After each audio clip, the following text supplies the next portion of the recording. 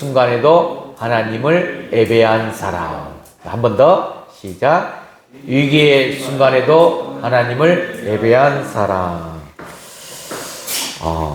제가 조금 앞으로 이제 인물들을 한 명씩 보면서 여러분들과 말씀을 한번 은혜의 시간들을 가져보려고 합니다. 오늘 볼 영상은 그냥 다음 세대의 귀한 중고등부 학생들이 새벽 기도 시간에 하나님께 찬양하는 모습인데 굉장히 힘이 차고 정말로 다음 세대를 위해서 하나님께서 어떤 계획을 세우고 우리가 어떻게 나가야 될지 이걸 좀 볼 수 있는 영상입니다. 함께 보도록 하겠습니다.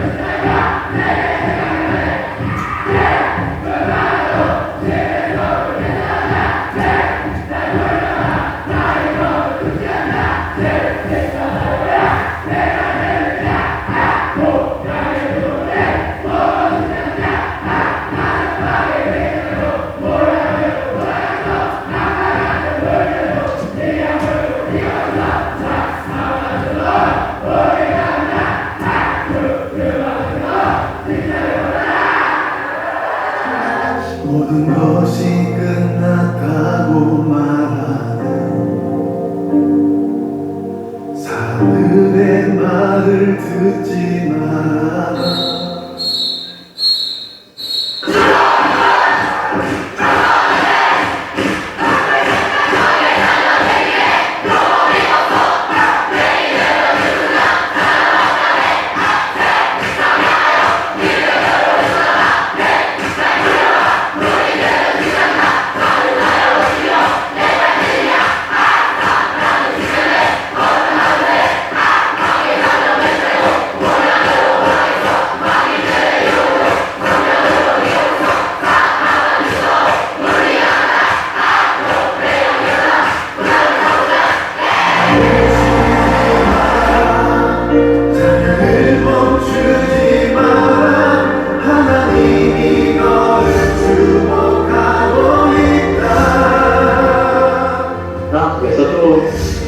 직구를 힘있게 우리 성도님들이 스스로에게도 성과하고 어른들에게도 한국 교회에게도 믿음의 고백과 선포를 힘있게 하면 좋겠다 이런 소망이 들어가지고 많이 위축되고 또 어렵고 당황스러워 위기라고 말하는데 그 다음 세대들의 고백을 통해서 하나님께 소망이 있다.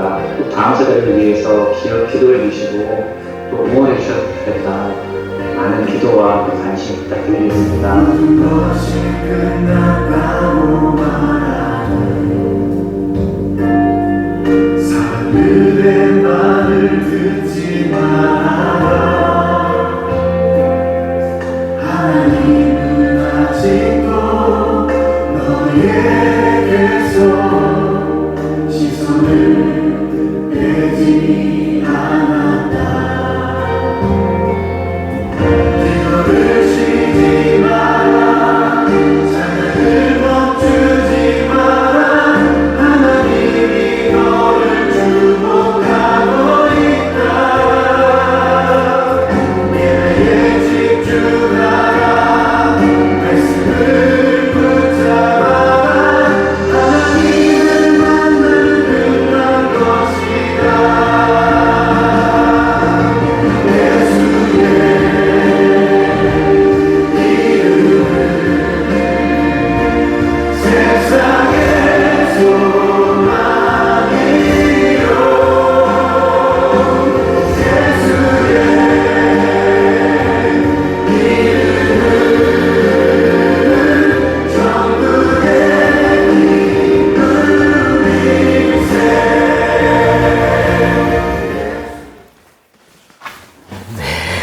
저도 법 빠져 있다가 끝난 줄을 몰랐네요. 신명기 6장 7절 말씀 정말 내가 누워있을 때든지 길을 갈 때든지 어디에 있을 때든지 네 자녀에게 부지런히 이 말씀을 강론할 것이며, 이 강론이 하브루타의 귀한 테마의 말씀인데, 말씀을 통하여서 대화를 나누고 또 토론도 하고 논쟁을 하면서 하나님 안에서의 있기를 원하는 귀한 말씀이었죠. 우리 교회도 이제 군사 같은 여러분들만 지금 계십니다. 그러므로 인해서 분명히 하나님께서 때가 되시면 이 교회를 통하여서 다음 세대를 이끌어갈 수 있는 귀한 영적 사역자들이 나오지 않을까 생각이 됩니다. 하나님의 큰 은혜로 아마 여러분들을 축복하지 않을까 생각이 됩니다. 개인적으로는 저에게 우리 북한 우리 교회를 묻고 저희 교회를 묻고 또 이 교회를 위해서 기도하신 분들도 많고 또 이 예배의 자리에 함께 하시려고 지금 기도하신 분들이 한 2가정 정도가 내년에 좀 있습니다. 여러분들이 기도해 주시면서 그분들이 이 교회를 다시 함께 예배할 수 있는 은혜로 이 자리가 좀 채워졌으면 좋겠습니다. 오늘 저는 다니엘을 통하여서 위기의 순간에도 하나님을 예배한 사람, 이게 뭘 말할까? 사랑하는 성도 여러분, 오늘 이 자리 정말로 예배를 또 드리기 위해서 이 자리에 오시지 않았습니까? 그런 여러분들 정말 진정 주님의 이름으로 환영하고 축복합니다. 여러분, 예배라는 것은 우리 신앙의 중심이고 삶의 가장 중요한 우선순위라는 걸 너무나 잘 아시죠? 그러나 우리는 현실 삶 속에서는 자주 도전을 받습니다. 나의 삶의 문제, 또 나의 삶의 환경에 따라서 하나님께 예배드려 나아가는 이 자리가 방해할 때 우리의 마음 좀 흔들리기 쉽지 않아요? 이럴 때 우리는 스스로에게 물어야 합니다. 뭘 물어야 되는가? 나는 정말로 어떠한 상황 속에서도 하나님을 예배할 수 있는가? 자, 한번 이 질문 눌러볼까요? 나는 정말로 어떠한 상황 속에도 하나님께 예배할 수 있는가? 어떤 분들은 이렇게 말할지도 몰라요. 평안할 때야 예배 드릴 수 있죠. 그런데 내 자신에게 고난과 위기가 닥쳐올 때 정말로 예배할 수 있을까요? 이렇게 반문합니다. 우리는 인간이기에 둘이 건드릴 수가 있어요. 그러나 성경은 반복적으로 우리에게 말씀하고 있어요. 참된 예배란 환경과 조건에 좌우되지 않는다는 것. 예배는 하나님에 나아간 우리의 신뢰와 사랑의 표현이라는 것. 그분이 우리의 삶의 주인심을 고백하는 행위라는 거죠. 여러분, 예배는 단순히 종교적 행위가 아니에요. 예배는 나와 하나님과의 관계를 고백하고 그분의 주권과 신실하심을 인정하면서 우리의 이 믿음을 삶으로 증명하는 가장 강력한 고백이 예배입니다. 예배는 우리가 하나님을 가장 높여 올려드릴 수 있는 가장 귀한 시간이에요. 이 자리에서 여러분들이 주변의 상황과 환경, 우리 교회 예배의 숫자 보지 마세요. 나와 하나님의 1:1 관계 가운데서 내가 하나님께 은혜롭게 찬양 올려드리면 되고 말씀을 들으면 되고 기도하면 됩니다. 동시에 우리의 심령이 가장 낮아져 겸손히 그분 앞에 나아가는 시간이 예배의 시간입니다. 그런데 문제는 내 삶의 형편과 상황에 따라서의 이런 당면된 문제, 도전, 시험이 우리를 이 예배의 자리로부터 멀어지게 할 때도 있다는 것입니다.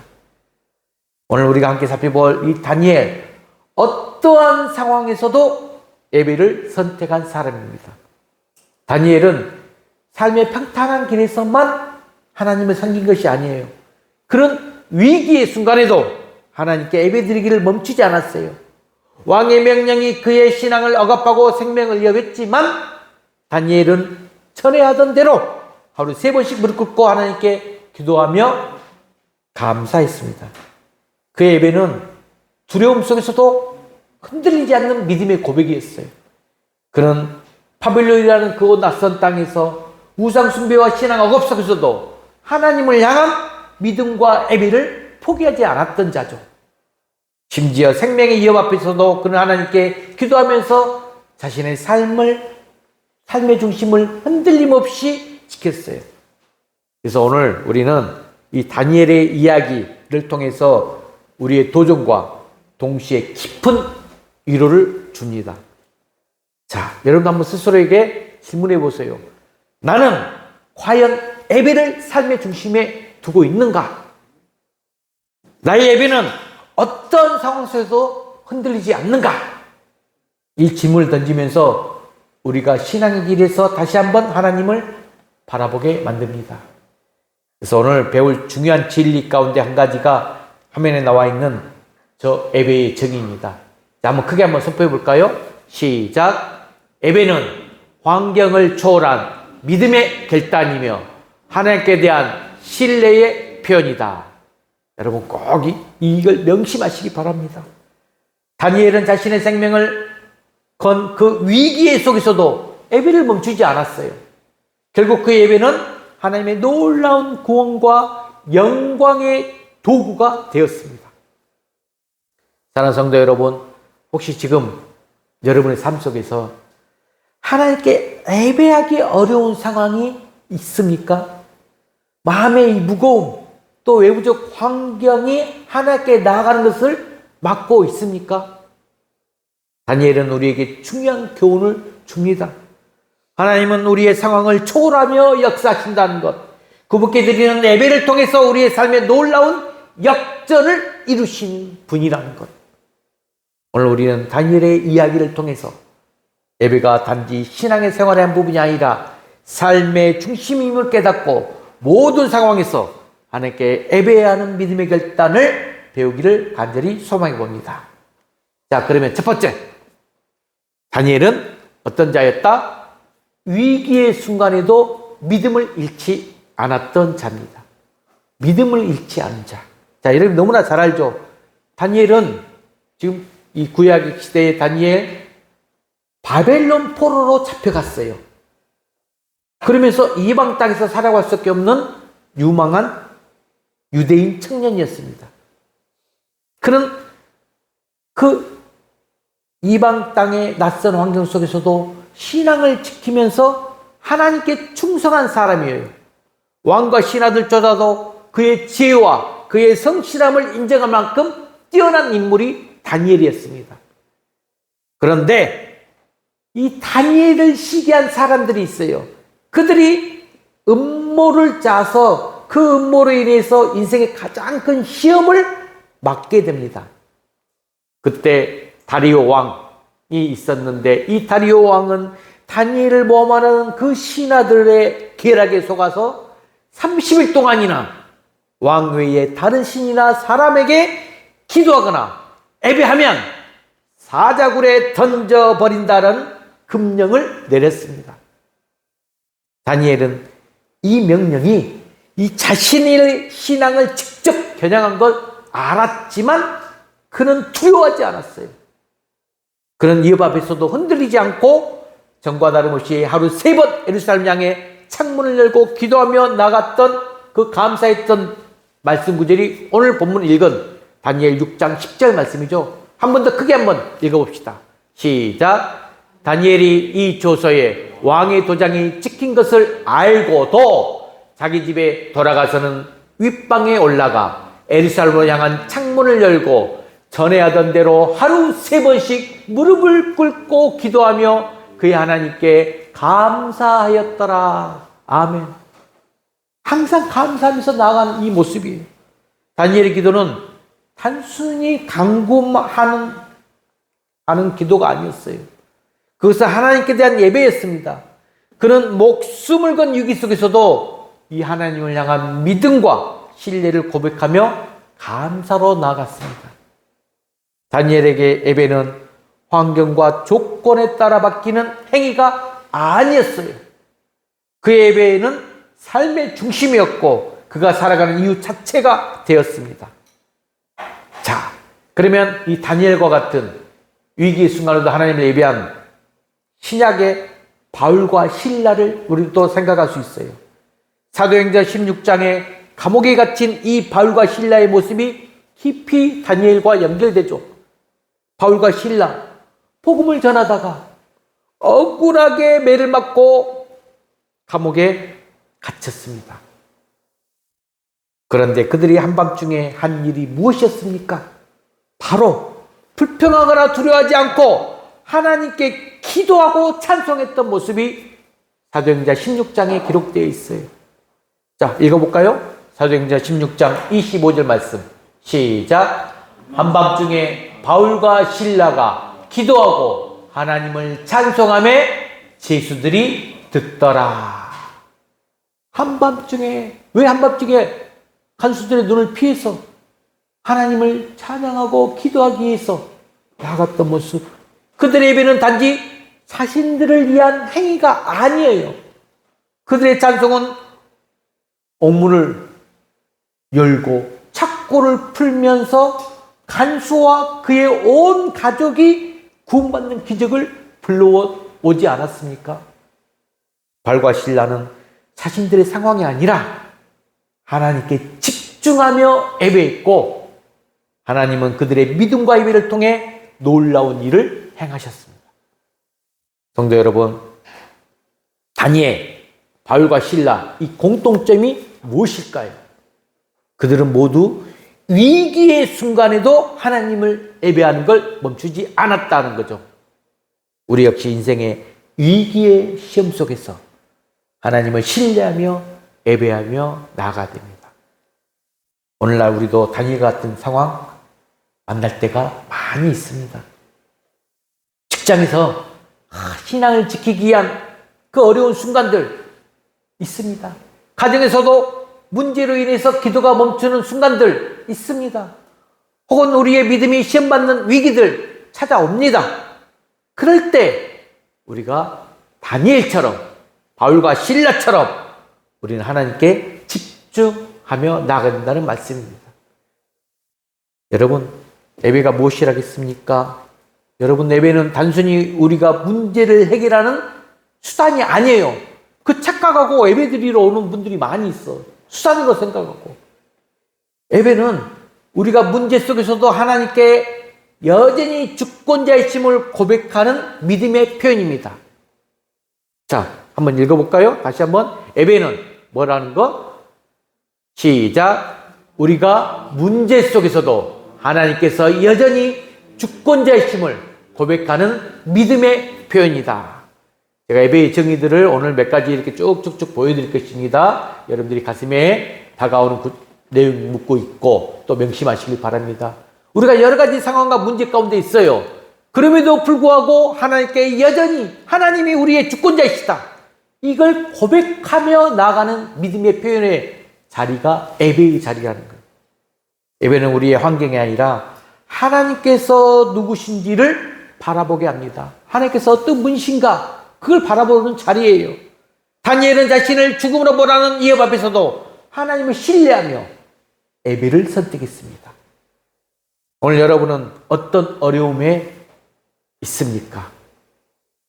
여러분의 환경이 다니엘처럼 여러분을 혹 시험하고 있습니까? 그럴 때 우리 모두 다니엘처럼 무릎 꿇기를 선택합시다. 그리고 기도의 자리, 예배의 자리로 나가시기 바랍니다.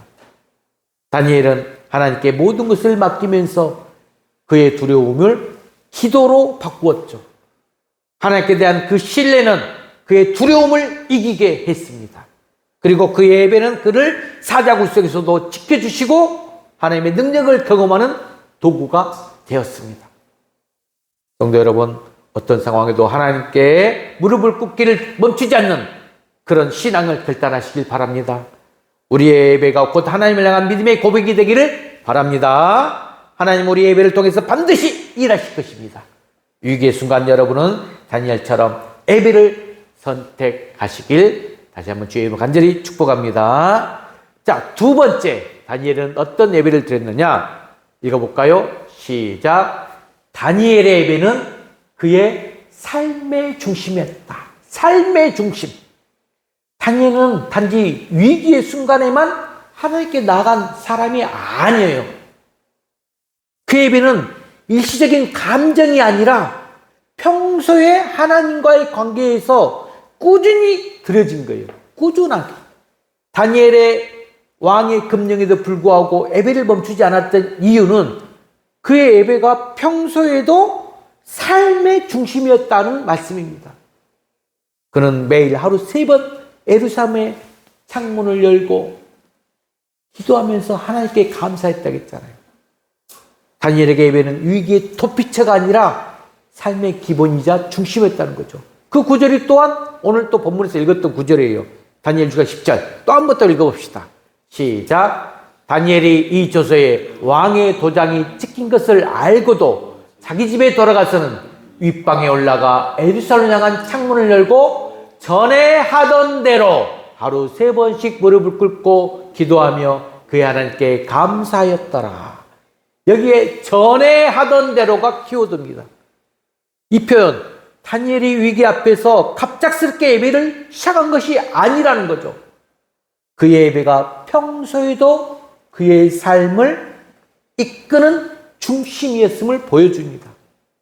우리가 평소에 매일 몸에 밴 이 습관처럼 익숙함이 되었다는 것이에요. 다니엘은 어떤 상황에서도 하나님의 관계를 유지하기 위해 예배를 선택했어요. 그의 예배는 환경에 따라 흔들리지 않았습니다. 모든 상황 속에서 하나님께 집중하는 삶의 태도였다는 말씀입니다. 자, 그러면 이런 예배의 삶의 중심, 혹시 여러분들 신약에 누가 떠오르십니까? 온전히 모든 걸 다 바친 여인 한 사람, 누가 떠오르십니까? 누구의 헌신? 요한복음 12장에 나옵니다. 마리아. 그렇습니다. 이 다니엘의 예배는 이 마리아가 보여준 예배와 또 닮아 있어요. 자, 읽어볼까요? 요한복음 12장 3절. 시작. 마리아는 지극히 비싼 향유 곧 순전한 나드 한 근을 가져다가 예수의 발에 붓고 자기 머리털로 그의 발을 닦으니 향유 냄새가 집에 가득하더라. 아멘. 비싼 향유. 어떤 분이 그러더라고요. 나드 한 근. 그런데 이 마리아가 뿌린 향유가 지금 이 시대에 뭐라 이야기하는지 아십니까? 우리 아로마 그 향기라고 말을 하더라고요. 그래서 아로마가 좀 비싸잖아요. 그렇게 또 비유를 하신 분들도 있던데, 아, 그런가? 저도 처음 들었었는데, 제가 밖에서 만난 어떤 분이 그 전문가가 이야기를 해 주시더라고요. 그래서, 아로마가 좀 비싸긴 하지. 근데 그 당시에는 그렇게 비쌌는가 봐요. 이 나드 한 근 그랬는데, 이 나드 한 근이 얼마냐? 그 당시에 임금 1년치에 해당하는 값비싼 지금 값어치를 말합니다. 1년치 임금 노동. 이 값비싼 나드 향유를 지금 발에 부었다는 것. 주위 사람들은 이 모습을 보고 낭비다고 비난했지만 마리아에게는 예수님이 그 어떤 값보다 더 귀한 분이셨어요. 그녀의 행동은 단순한 행위가 아니죠. 그녀의 사랑과 헌신을 담은 예배의 모습이라는 거예요. 여러분, 다니엘의 예배도 마찬가지라는 거죠. 그는 자신의 생명을 걸고 하나님께 예배했어요. 그에게 예배는 그 어떤 것도 비교할 수 없는 우선순위였다는 것이죠. 그는 환경에 타협하지 않았고 오직 하나님께 헌신하며 삶을 드렸어요. 마리아와 다니엘 모두 예배가 자신의 삶의 중심임을 드러내고 있습니다. 여러분들이 이런 모습 가운데서 정말로 나아가시면 좋겠어요. 성도 여러분, 우리의 예배는 어떻습니까? 다니엘처럼 꾸준히 예배하며 이 하나님을 삶의 중심에 두고 계십니까? 우리 풍암우리교회 우리 여기 계신 모든 성도분들은 저는 100% 자신 있게 우리 모든 성도들도 마리아와 또 다니엘과 같은 삶의 중심으로 예배드리는 모습을 저는 이야기할 수가 있을 듯 합니다. 하지만 예배를 단지 주일의 의무로 제한하고 있는 분 계십니까? 여러분, 예배는 특정한 시간이나 장소에 국한된 것은 아니에요. 예배는 우리의 모든 삶 속에서 하나님을 높이는 행위가 되어야 됩니다. 다니엘의 삶은 하나님과의 관계를 지속적으로 유지하기 위한 헌신으로 가득해 있었어요. 마리아의 헌신 또한 모든 비용과 이 가치의 한계를 초월하여 예수님을 높이는 사랑의 표현이었습니다. 우리의 예배도 이와 같아야 된다는 거죠. 하루의 시작과 끝을 여러분 기도로 채우시길 바랍니다. 하루를 시작할 때 일어나면 하나님 잠깐 누워서 하나님께 나의 삶을 의탁해요. 그리고 하루를 마치면서도 감사로 마무리하시기 바랍니다. 기도는 하나님과의 관계를 이어가는 중요한 통로가 되기 때문입니다. 또한 직장과 가정 출근했어요. 집에 돌아왔어요. 하나님을 예배하시기 바랍니다. 우리가 직장에서 또 가정에서 우리가 내리는 모든 선택과 행동이 이 하나님께 드리는 예배가 될 수 있어야 됩니다. 예배는 단지 교회 안에서 드리는 의식이 아니라 우리의 모든 삶으로 하나님께 영광 돌려드리는 것입니다. 하나님을 삶의 우선순위로 반드시 삼으시길 바랍니다. 다니엘처럼 하나님과 관계를 삶의 중심에 두시길 바랍니다. 하나님의 뜻을 먼저 구하며 세상의 유혹이나 두려움을 흔들리지 말고 맞서 싸우시길 바랍니다. 영적 군사가 돼야 돼요. 오늘 분당 우리 교회 그 학생들을 봤잖아요. 원래 그 해병대의 군가처럼 있던 그 모습을 그대로 가지고 와서 영적 군사의 모습 가운데서 다음 세대를 이끌어가는 그 모습처럼 우리도 나아가야 됩니다.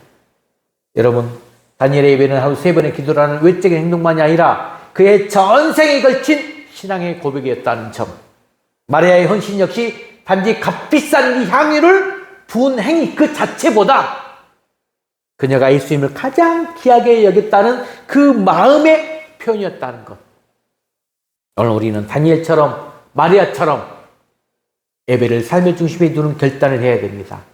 하나님께 모든 것을 내어드리고 우리의 삶 자체가 하나님께 드리는 산 제물이 되시길 바랍니다. 그런 헌신이 있어야 돼요. 예배가 우리 삶의 중심이며 우리 신앙의 가장 중요한 표현이라는 것. 어떤 상황 속에서도 다니엘처럼 그리고 마리아처럼 하나님께 예배하는 것을 멈추지 마시는 우리 여러분의 삶에 하나님께 영광을 받으시는 귀한 여러분 되시길 주의 이름으로 간절히 축복합니다. 자, 이제 마지막 3번째. 다니엘이 그래서 어떻게 됐느냐. 읽어봅시다. 시작. 하나님은 다니엘의 예배에 응답하셨다. 응답해 주신다는 거예요. 다니엘은 여러분 결국 사자굴에 던져졌어요. 이는 인간으로 볼 때 생명의 끝을 의미하는 절체절명의 위기의 순간이었어요. 그러나 다니엘은 여전히 하나님을 신뢰했습니다. 그는 하나님께 기도하고 예배드렸던 평소의 삶을 그대로 이어갔어요. 다니엘은 하나님께 자신을 어떻게 구원하실지 그에 대해서는 알지 못했어요.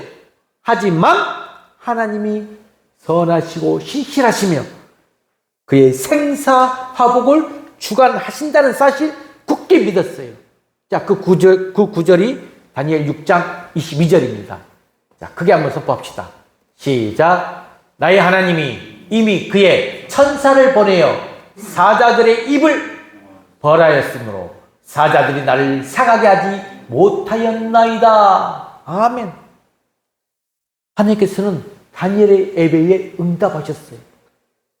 하나님은 지금 천사를 보내 사자들의 입을 봉하셨어. 그리고 다니엘은 그 사자굴 속에서 아무런 상처 없이 나왔습니다.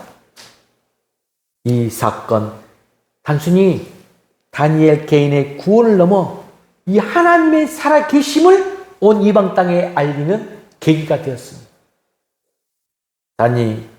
여러분, 그 당시에 다리오 왕, 이 다니엘의 구원을 목격한 후에 온 나라에 하나님의 주권을 선포하는 조서를 내립니다. 얼마나 멋지십니까? 이 구절이 바로 다니엘 6장 26절에 나와요.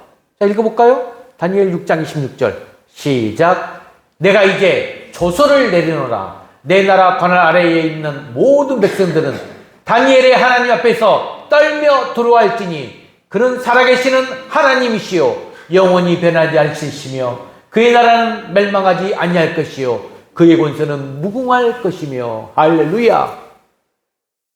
이 사건 단순히 다니엘 개인의 구원이 아니라 하나님께서 그의 믿음과 예배를 통해서 이제 세상에 자신의 영광을 드러낸 놀라운 사건이 되어버린 것이죠. 이에 또 유사한 성경의 이야기가 바로 여리고성 함락의 이야기죠. 여호수아 6장에 나와 있는 내용.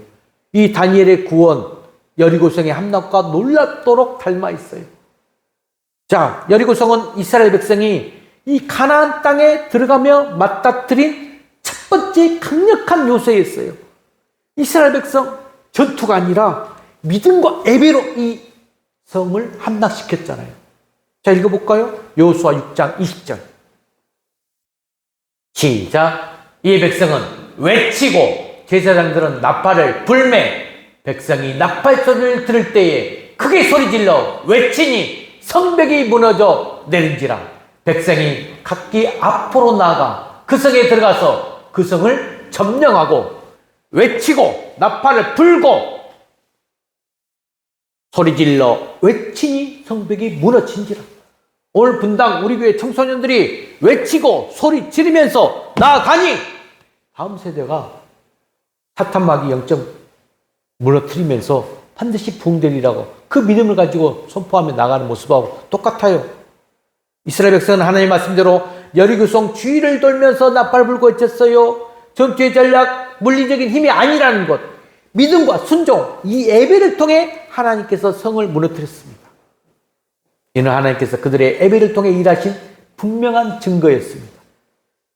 다니엘의 사자굴도 마찬가지라는 것, 하나님께서는 다니엘의 믿음과 예배를 통해 그를 구원하셨고 다니엘의 삶을 통해 하나님의 살아계심과 주권을 나타내신 거죠.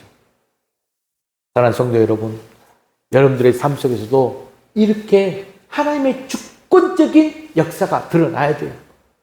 다니엘의 예배와 하나님의 응답, 오늘 우리에게 중요한 교훈을 주고요. 중요해 있어요. 우리가 인생의 위기와 어려움 반드시 우리도 있어요. 그 속에서 하나님께 예배할 때 하나님께서는 우리의 믿음에 반드시 응답하신다는 거예요. 다니엘의 예배는 단지 개인적인 문제를 해결하기 위한 도구가 아니에요. 개인적인 그때 힘든 그 도구로만 쓰인 것이 아니야. 하나님께 모든 것을 맡기고 그것을 그분의 주권을 인정하는 믿음의 고백으로 나아갔을 때 하나님은 역사하세요. 우리의 삶 속에서 여러분들이 그 모습이 나타나야 됩니다. 자, 정리해 봅시다. 첫 번째, 예배란 뭐다? 같이 읽어볼까요? 예배는 아니요. 자, 우리의 삶 속에서도 마찬가지인데 예배는 왜 이게 나오죠? 안 했었네요. 따라해 볼까요? 예배는 문제를 하나님께 맡기는 행위이다. 시작. 예배는 문제를 하나님께 맡기는 행위이다. 우리의 문제를 스스로 해결하기보다는 하나님께 예배하면서 우리의 모든 상황을 맡기시길 바랍니다. 예배는 우리가 하나님께 순종하고 그분의 모든 상황의 주관자이심을 인정하는 행위라는 것. 자, 두 번째 따라합시다. 예배는 세상에 하나님의 영광을 드러내는 도구이다. 예배는 세상에 하나님의 영광을 드러내는 도구이다. 이 다니엘의 예배, 단순히 그의 생명을 구하는 데서 끝나지 않았다는 것. 그것은 다리오 왕과 모든 이방 백성들에게 하나님의 주권을 드러내는 강력한 증거가 되었다는 것. 우리의 믿음과 예배도 주의 사랑의 하나님을 드러내는 통로가 될 수 있기를 바랍니다. 세 번째, 예배는 하나님께서 역사하시는 통로이라는 점. 저 세 가지는 우리 정리를 그냥 말씀의 개념을 정리했네요. 제 글을 안 보고. 예배는 하나님께서 역사하신 통로라는 것. 어려움 속에서도 하나님께 예배하는 자를 통해 하나님은 그분의 능력을 나타내십니다. 예배는 우리의 삶을 변화시키는 하나님의 역사의 출발점이 된다는 말씀입니다. 주 안에서 사랑하는 성도 여러분, 진정 오늘 다니엘처럼 결단 한번 해봅시다. 하나님, 제가 어떤 상황에서도 예배하기를 멈추지 않겠습니다. 여러분의 예배를 통해서 하나님 영광 받으시고 그분의 능력이 여러분 삶 속에서 드러날 간절히 기도해 봅시다. 혹 여러분들의 오늘 다니엘의 이야기 속에서 제가 첫 번째 했던 질문이 뭐였습니까? 나는 어떠한 상황 속에서도 하나님을 예배할 수 있는가? 이 질문에 은퇴 형제 어떻게 대답을 해야 되죠? 예, 예배할 수 있습니다. 그래요. 예배하기를 멈추지 않겠습니다. 네, 하나님, 제가 어떤 상황에서도 예배하기를 멈추지 않겠습니다. 이 대답이 나와야 돼요. 그래서 하나님께 다니엘처럼 우리 모두 하나님을 믿고 의지하면서 이 예배를 통해 하나님의 크고 놀라운 역사를 경험하는 삶이 되시기를 소망해 봅니다. 오늘 여러분 삶 속에서도 이 예배를 회복하고 하나님께 나가는 귀한 결단이 있기를 주의 이름으로 간절히 축복합니다. 그래서 제가 오늘 이 말씀을 준비하면서 또 우리 이경자 선생님께서 준비해 주신 찬양이 바로 부르신 곳에서, 이 찬양 곡을 보게 되면 전 2절 가사가 내용이 가슴에 와닿았어요. 사랑과 진리의 한 줄기 빛보내 내 몸을 감싸며 주어지는 평안함, 그 사랑을 느끼는데 부르신 곳에서 내가 예배한다. 어떤 상황에도 나는 예배한다. 어떤 상황에도 나는 예배한다는 것, 이 찬양을 부르면서 예배 자리를 더 사모하는 그 은혜가 있길 바랍니다. 부르신 곳에서 부르고 기도의 순간을 나가겠습니다.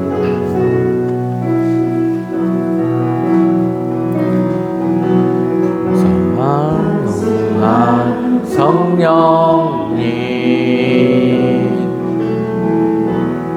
마음으로 보내 내 몸을 감싸며 주어지는 평안함 만족감을 느끼네 신 곳에서 나는 예배하네 어떤 상황에도 나는 예배하네 부르신 곳에서 나는 예배하네 어떤 상황에도 나는 예배하네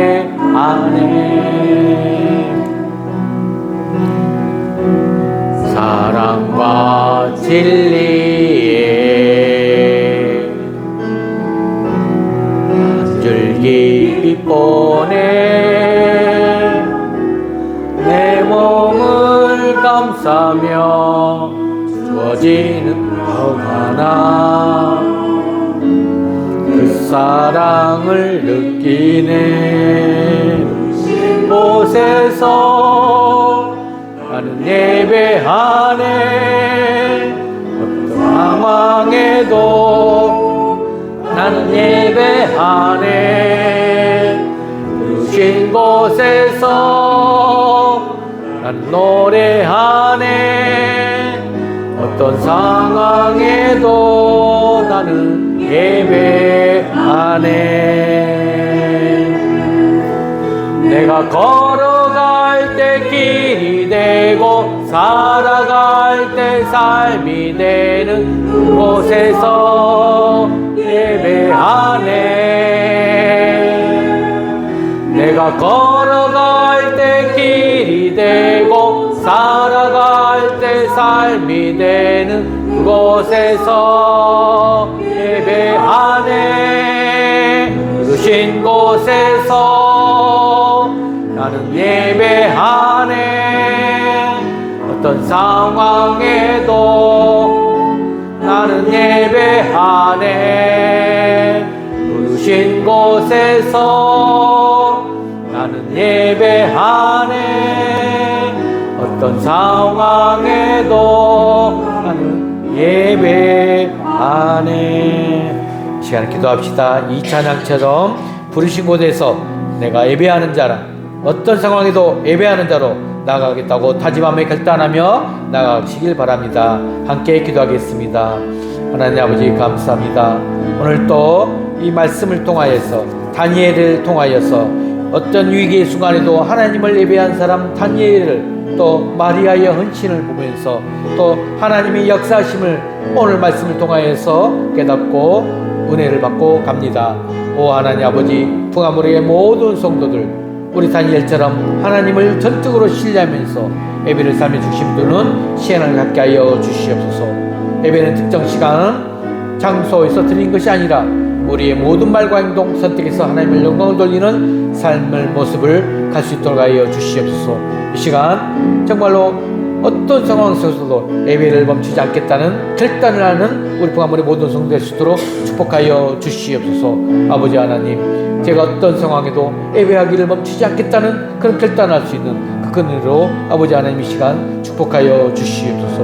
모든 영광 받아 주실 줄 믿습니다. 아멘. 주 하나님 감사합니다. 존귀하신 하나님 아버지 감사드립니다. 이 시간 말씀을 통해서 깨닫는 바 은혜를 아버지여 결단하며 결심하며 나갑니다.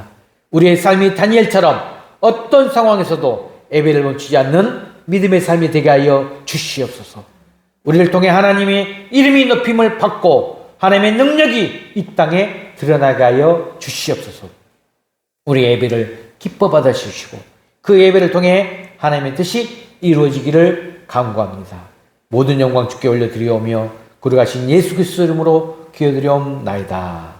아멘. 모두 일어나 주의 찬양 부르고 예배를 마칩니다. 세상 모든 민족이 구원을 얻기까지 쉬지 않으시는 하나님, 주의 심장 가지고 우리 이제 일어나 주 따르게 하소서.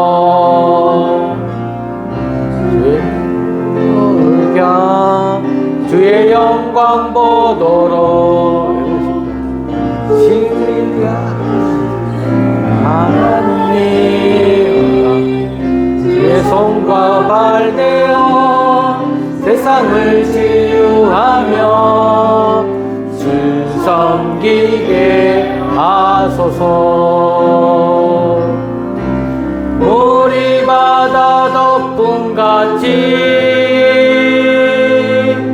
여호와의 영광을 인정하는 것이 온 세상 가득하여라.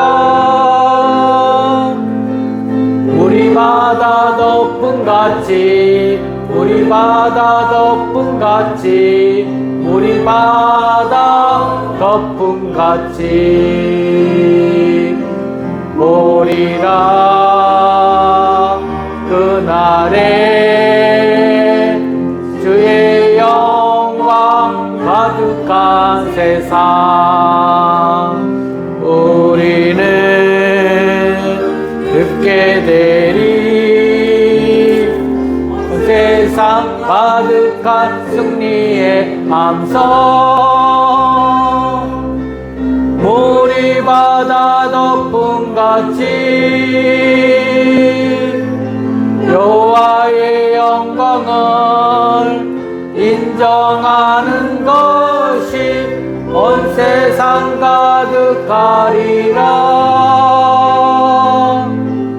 우리 바다 덮음같이, 우리 바다 덮음같이, 우리 바다 덮음같이. 축도하고 예배를 마칩니다. 지금은 길과 진리요 생명이신 예수 그리스도의 은혜와 세상을 이처럼 사랑하사 독생자를 주신 하나님 아버지의 지극하신 사랑하심과 성령님의 감화감동하심과 축복하심이 이제로부터 우리 풍화무르기의 모든 삶의 뿌리와 또 예배의 중심의 자리에서 정말로 하나님께 영광 올려드리기를 원하는 풍화의 모든 성도들 머리머리 위에 이제와 영원히 함께 하시길 축원하옵나이다. 아멘.